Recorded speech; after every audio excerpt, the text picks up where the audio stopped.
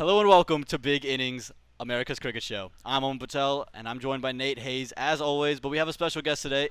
Peter Della Penna is with us, and we are here in Dallas, Texas, where we just saw the first match of the Major League Cricket season. Guys, how was it like to just be out here and experience this finally after waiting, 2, 3 months for it? I mean, after all the anticipation and the build-up, I was curious what tonight was going to be like. I didn't really have any expectations in the sense that I just went into it with a clean slate. I just was curious to see what was going to unfold. And I got here about an hour before the first ball was pulled into the gates around 6:30. And driving in, I circled around the stadium. I came around the back, the racetrack side. And you could see there was a big line of traffic, a lot of people coming in. I get into the stadium. I said, where is everybody? And it was a bit strange because you could see on the drive in there were people. It was going to be true to the expectation of what was told about there being a sellout. And you get in and you could hear whistles. There was atmosphere building. That was the first thing you got a sense of. That the fans, there was a really good job of promotional work done tonight where they handed out 2,000 bucket hats. Yeah. With was it Go Big Texas? Yeah, it was Go Big Texas. Go Big Texas on the bucket hats for the TSK, and then they had the flags, and they also, I believe, handed out T-shirts as well for TSK. And Night Riders gave away 2,000 flags as well. Well, they tried. I got to correct that. It was a sea of yellow out there. So really. there were 2,000 for each side that they were giving away. TSK burned through their stash very quickly. Night Riders had some left over, but you saw the atmosphere building, and the whistles that were being handed out. TSK, I got to give them credit. They did a really great job promoting tonight in terms of their fan base and introducing new fans to the game. Because one of the things I experienced over the course of the night was there were a lot of new fans. That's one of the questions I've gotten most frequently is this just going to be the South Asian diaspora, or are you going to get more fans who are from the local community? And I spent the majority of the game trying to talk to fans. I watched very little of the game, to be perfectly honest, but just going around talking to fans, there were a lot of first-time fans here, which was really encouraging to see, and they fully embraced TSK and Go Big Texas. They loved the flags, and one of the favorite quotes of the night I got from talking to one fan, it was a girl, a 12-year-old girl who was from Houston, and she came up here, and she had the TSK stuff, and I said, what do you think of this? And she goes, free is good. And, you know. Right mindset. She's going places. Yeah, and I said, you summed it. If only I could trim my quotes down to 3 words. You know, I might be me doing a lot of people some favors instead of having to transcribe all my ramblings. But, yeah, I just, the fans were really enjoying it. It was a great atmosphere. There were some teething issues at the start. Like I said, there was problems at the gate, people getting in. I would say the stadium was about half full when the first ball was bowled because there was just a long queue to get in at the entrance gates. It was basically a bottleneck. You had one place and one security checkpoint, and there was nowhere else to get in. And so they really struggled with that. But then the organizers, got to give credit, Justin Gill and Zubin Sarkari, they coordinated with the police, and the police, they were flexible with the staff saying, let's just get people in. Yeah. We know they've got tickets. Yeah. Just get them in. Stop scanning. Just get the people in here. And once they sorted that out, and then all of a sudden, by the 7th, 8th over, the place looked full, and the atmosphere was great all night long. Yeah. And just, the fireworks. There was a great blend of American concepts and the cricket concepts. Starting with the national anthem and the flag. We were here. We saw David Miller talking in the press conference about the big flag. The big flag. Yeah. One of the things. What was he going to remember most about tonight? And he said, just how big that flag was at the national anthem. Yeah, yeah. And all these kinds of things. The American elements. Having the national anthem. Most countries in their domestic sports, you don't see the national anthem being sung. If India's playing in a test match, you'll have the national anthem. But in an IPL match, you don't see the national anthem being sung, and that's something we take for granted in America. And the fact that they did that and integrated those aspects, and then the aerobatics show and the flyover, and there were a lot of great things to really get people excited and engaged. And I have to really applaud all the efforts that went into it from the franchises themselves and also from MLC and just to wrap up the point, I was here last night and I saw with my own two eyes, Justin Giel, Zubin, Sarkari, Josh Dascom, so many other staff from MLC, the construction workers, they were breaking their backs, right, pouring their blood, sweat, and tears into this to make sure everything was the way it was supposed to be by the time the first ball was bowled. And seeing how hard those guys were working last night, you really got a great appreciation for how much it means to them getting to this point. And tonight I got to see Justin and Zubin, talk to them for a little bit, and it was the first time I saw them, and you, Aaman, you're in the same boat. It was the first time I saw a lot of people just able to breathe and soak up what was happening and appreciate and get validation for everything that's gone into tonight. And I know there were a lot of hiccups along the way, and I've written about that and been critical of that at times, but to see what happened tonight, no BS. It was a special night. Yeah, well, that means a lot.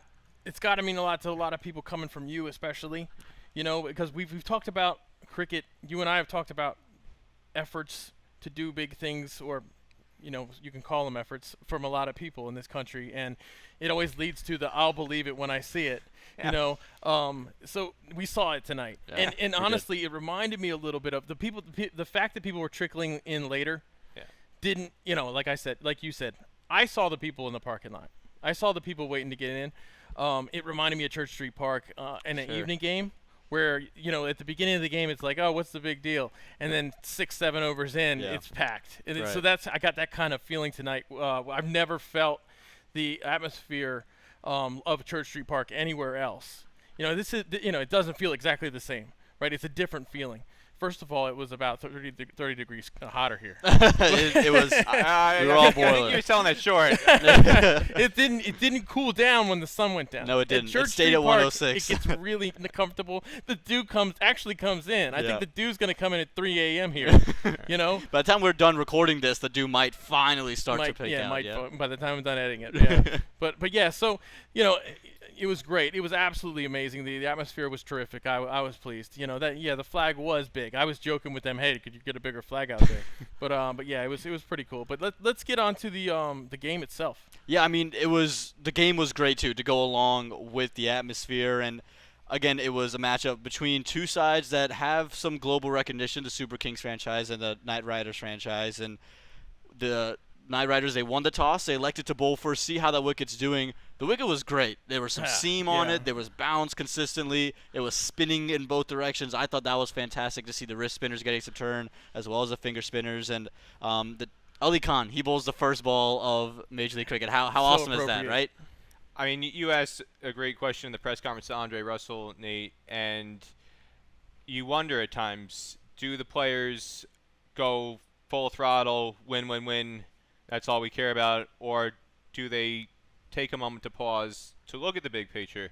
And you asked that question in the press conference about, was it on purpose that Ali Khan was given the first ball, being the most high-profile American star in T20 franchise cricket and the flag bearer for American cricket around the world, and somebody who's now a Texas native. He moved here in 2020. True. Most people know the story that he came to Ohio when he first came to the U.S., but that's kind of old news now. He's been in Texas for quite some time now.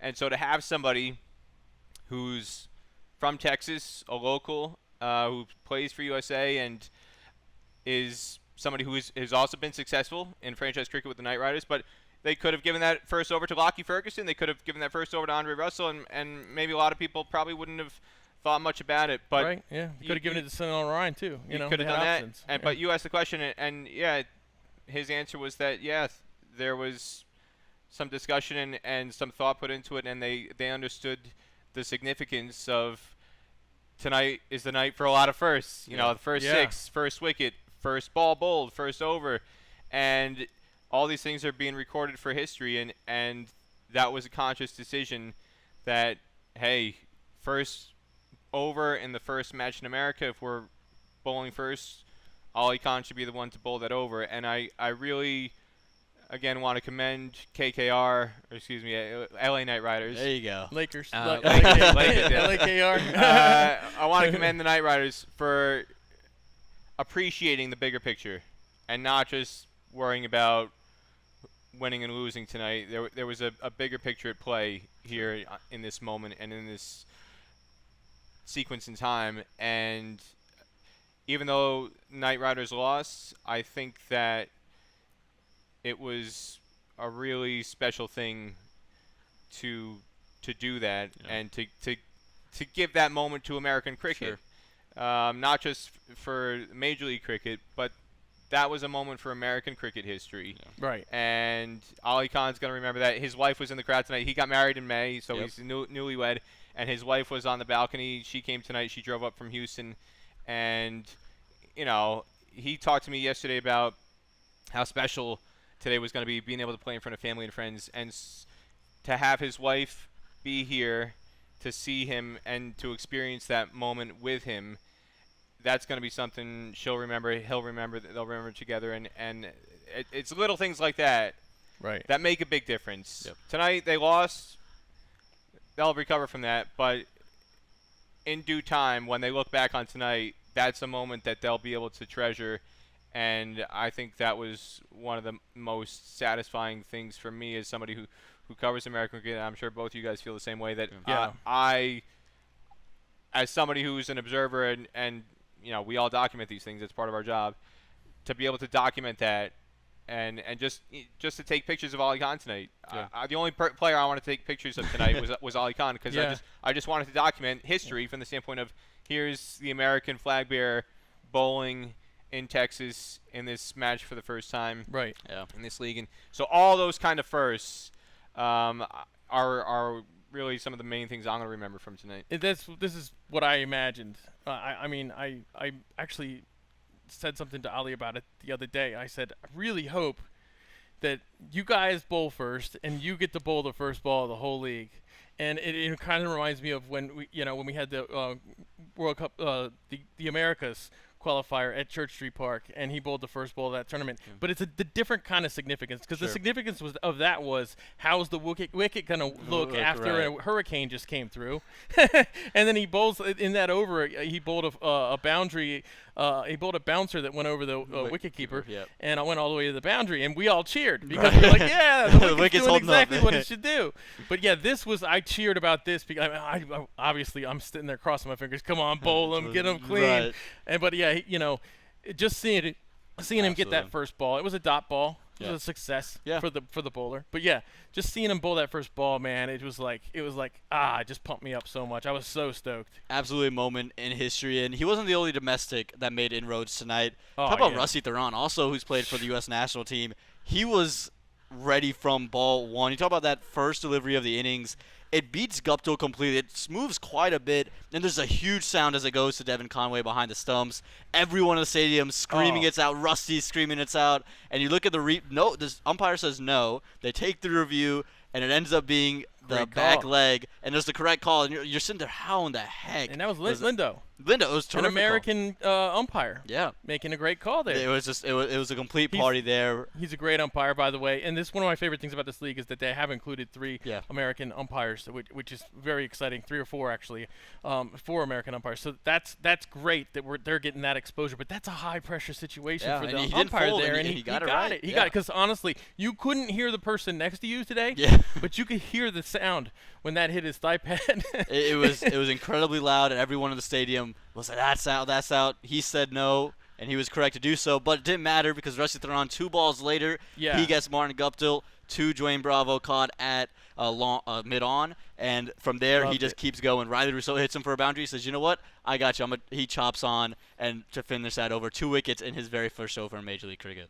One of the things I'll also remember about tonight, again talking about moments, that second wicket he took, Yeah, just great. the expression on Yeah, his face, yeah. Oh, it the was joy, beautiful. just the unbridled joy, and you could tell how happy he was in that moment. And just as somebody who he's had to battle to stay fit, you know, he's somebody who is effectively retired from South African cricket because his knees were not holding up, came to this country with no intention to play cricket. Yeah. Yeah. And, you know, if you think back to how he came here in 2015, coming to Florida, with cricket totally off his mind, Right. and then coming up through the local T20 franchise circuit in some of these events like the U.S. Open that people in the U.S. know about, and in some parts of the world, they're hardcore, they're diehards, they know the U.S. Open. But Rusty, that's how kind of he rekindled his enthusiasm and his passion for cricket, and then to come play for USA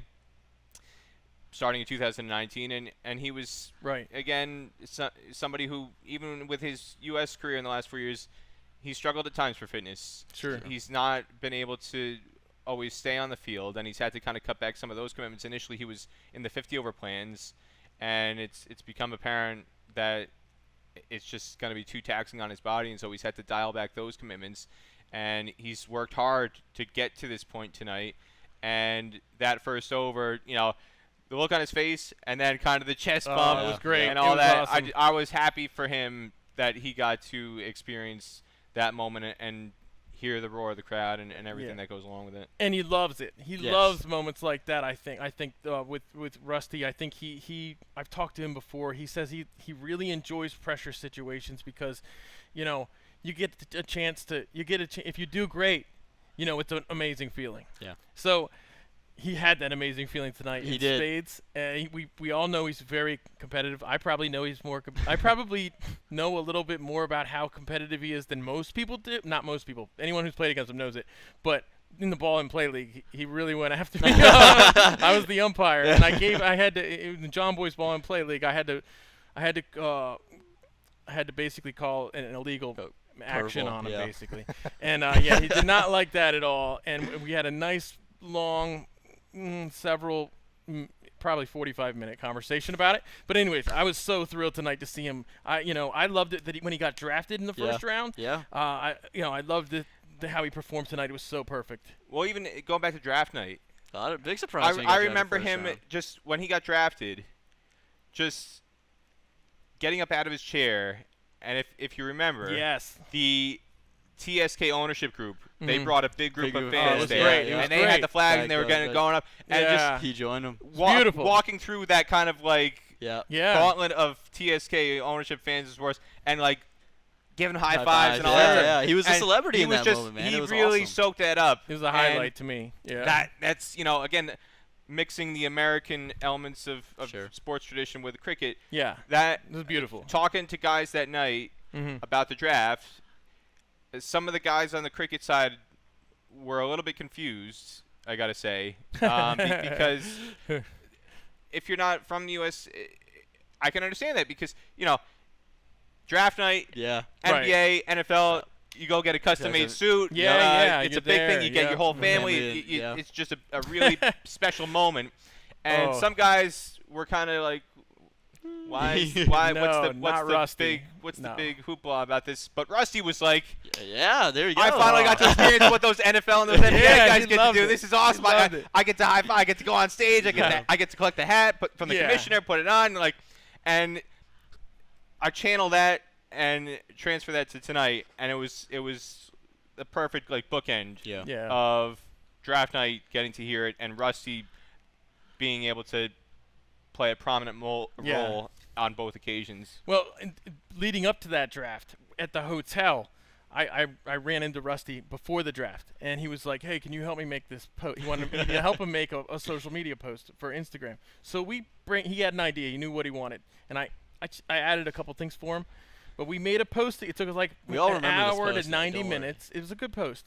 About an hour to 90 minutes where the two of us had ginger Bluetooth going, and we basically we made a really cool post, and it was he was so pumped up about this draft, and it was him he was looking at he flips down his laptop, he stands up in the suit and all, shrugs it was the suit fantastic. on, walks out of the room, and as if he's headed to the draft, and then he gets drafted in the first round. It was great. And and honestly, I was actually in the middle of interviewing Corey Anderson when he got drafted, and Corey's talking to me, and then all of a sudden Rusty gets drafted, and Corey turns around and he's all excited, and it was the highlight of the little interview was like he's watching, we're taking time to enjoy this moment. And then tonight was another great Rusty moment. Absolutely. Getting those 2 wickets early on. And we know anybody who follows cricket, if you don't follow cricket, this is something that you should know. The earlier wickets are the most valuable because you put the other team in a hole right away. Yep. And it's, now they have to think. Now they have to, plan their innings a little bit differently. They got a new person coming in.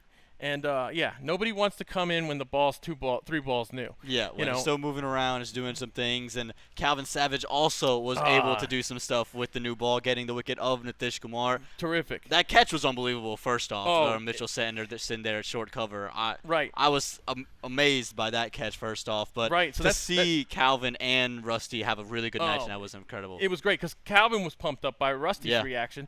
And then Calvin went and took a wicket. Now you have 3 guys living in the USA, playing cricket in the USA, playing minor league cricket, doing very well for their teams, who took the first 3 wickets. 2 guys who took the first 3 wickets. And not only that, but they were both in the ball and play league for John Boy. Got to throw that one in there. And another cool part about that, Calvin Savage's wife, Danielle, I got to meet her tonight. She was in the box most of the night, and she was there with their 2 kids, but she made a special point. When he came down at the very end of the first innings, she wanted to leave the box to come down close to the field to get a really great appreciation of the moment. And then, very same thing, she knew he was going to bowl with a new ball, so she made sure to be down on the concourse close when he was going to take the new ball for that second over. And again, to have that as a family moment for her coming down from Chicago. He's based in Chicago now, for people who don't know. And just to be able to soak that up again as a family moment. I just thought it was cool for the Savage family to be able to have that moment. That's incredible. Absolutely, yeah. It's amazing, and honestly, one of the biggest reasons why Calvin was one of the most valuable players in minor league cricket last year, he always made an impact in the power play. Yeah. And so the thinking is coming into major league. Rusty's going to bowl in the power play. Is there space for 2 domestics in the power play, right, back to back? We talked about that when we were talking about the teams, and we were wondering how that would work out, if they were going to stick with these players in their roles, or if they were going to yield to somebody else. But really, when you look at this, we talked about this. When you look at the TSK team, they have to rely on their domestic fast bowlers. Yeah, they're going to need them, and which is very unusual. And then they prioritize them too, right? The first and second pick were the Rusty and Calvin. Yep, exactly, right. So it was great to see that come through. It really showed that they kind of had a plan. And there's not a lot of domestic fast bowlers. Yeah. So once you see one go, you're going to in a draft situation. Once you see one of them go, and there's only a few of them, they're all going to tumble. The dominoes are falling. People are going to scramble to get them. Speaking of the draft, someone who didn't find their name called on draft night also made an impact. Was picked up as a wild card. Mohammad Mohsin into the 11 straight away, takes 4 wickets, including the big wicket that kind of put almost the final nail in the coffin of Sunil Narayan. Yeah. And he just came in. The ball to corner, I think, was his best ball of the night. Completely through the gate, the googly. Yeah. He was incredible. And, again, we talked about, are they going to play – what spinner are they going to play with Mitchell Santner? Is it going to be Zia Shahzad, or is it going to be Mohammad Mohsin? And I was bringing up Mohammad because he's a little bit different from Santner as he pushes it through the air a little bit. Yeah. And they also have Imran Tahir, so now he's asking the question, does Imran come into this team or not? I think, there's questions to be had now because of this performance. I wrote an article today on the plane on the way here about the domestics in the team today, and I asked that question. I said, with Imran Tahir, we knew they were going to get another overseas spinner. We knew we thought it would be Dick Shana, and then it ended up being Imran Tahir. So now you've got, are you going to really double down on leg spin? But they didn't play him. They played Santner. And then you found the variation there between everyone's turning the ball away from the righty, but Santner does it differently than Mohsin. Yep. I was, again, talking about local guys, local moments, the guys who have played minor league cricket. I think, I don't want to speak on behalf of you guys, but I would imagine we were all shocked that Mohammad Mohsin didn't go in the draft. Yeah, absolutely. We couldn't believe it. How well he performed, and the fact that there was that bonus round opportunity that he was picked up. I was happy for him because I was disappointed and shocked that he didn't get picked in the inaugural, the main rounds of the draft, and as a quote late addition to be put straight into the 11 and come away with 4 wickets. Yeah. Tremendous. Well done, Mohamed Mohsin. Yeah, that's all you could say. And this goes to show you how effective leg break bowlers can be when you take early wickets. Yeah. We saw we're going to see Hayden Walsh in this tournament too. And you remember the year he won the MVP in the CPL. They took 2 wickets every power play, and that set him up to do what he does well. And then he led the league. Raymond Ramerton. Raymond Ramerton. No, we've talked a lot about why some guys weren't taken. Yeah. So there were a lot of players that weren't taken in the draft that are domestics who were very good, who turned the ball away from the righty. Yeah. Emilio Ponzo wasn't Ponzo. taken, but he was taken now in the next round, Yeah. in the latest round. That one, what do they call it? The wild card. The wild round, card, yeah. which just happened. But we were talking about why they didn't, and we I think one of the assumptions was a lot of the stars in cricket are leg break bowlers, basically. So and people are going to bring those players here. So there's not as much space in the teams for the domestics. Well, Mohamed Mohsin showed that he deserved. He's carving out space for himself, and again, what he can do with the bat. Yeah, we know it's going to be an interesting question now. What yeah. if Imran Tahir is ready for the next match? It's Imran Tahir for sure, but are you willing to take one of the other overseas out, bring him in, and bring Mohamed Mohsin out, or how does that work? I think all those questions are going to be interested to get answered. But we had an opportunity to ask some questions to Calvin Savage after the game. We had an opportunity to catch up with him and just talk to him about this moment and what it meant to him. Hey guys, it's Aaman Patel here with Calvin Savage, fresh off of the first match of this inaugural Major League season. Calvin, just talk to me about what was it like just to be out there finally after all this time?